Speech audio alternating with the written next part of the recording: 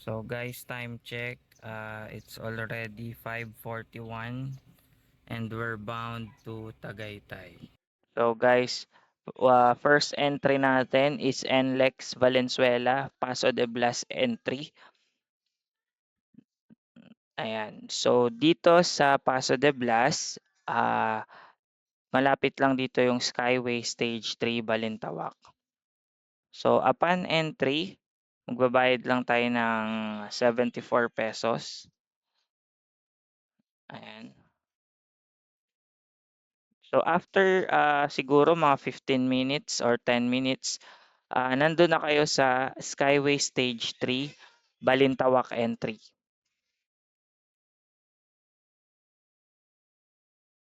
So ayan guys, nakaakyat na tayo sa Skyway Stage 3 Balintawak. So dire-diretso lang to hanggang sa makababa kayo ng SLEX.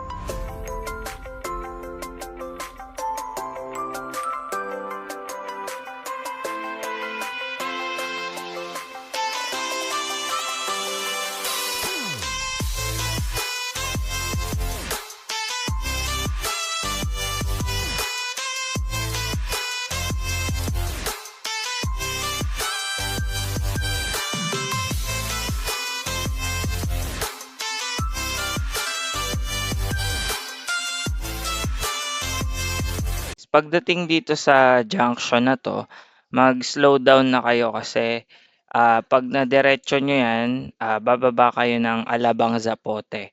So take or keep right, ayan dapat pa-SLEX kayo.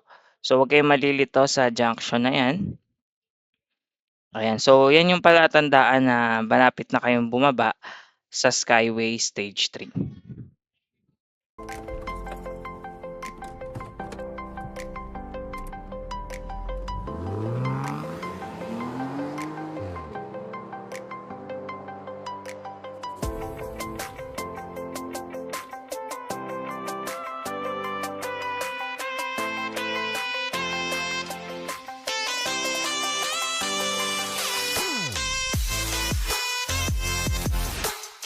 Guys, nakababa na tayo ng Skyway and we are taking the Greenfield City exit.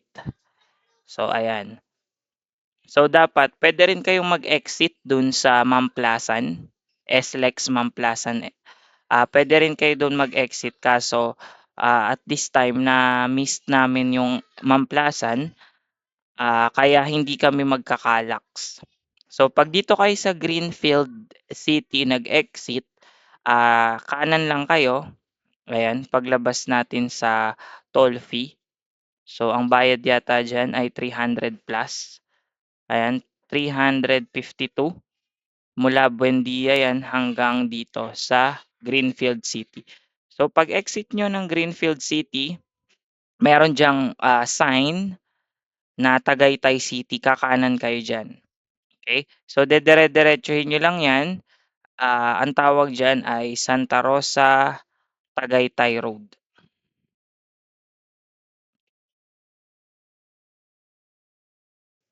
So guys, andito pa rin tayo sa Santa Rosa to Tagaytay Road. Dedire-diretsuhin nyo lang yan hanggang sa makarating kayo dun sa Tagaytay proper. So ayan, dire-diretso lang. Tapos hanggang sa marating nyo yung rotonda. So pag nasa rotonda na kayo guys, ayan, doon na yung Tagaytay proper, or kung saan na kayo pupunta, pwede na kayong mag-check-in kung malapit kayo doon, or ah, pwede na kayong maglibot into Tagaytay.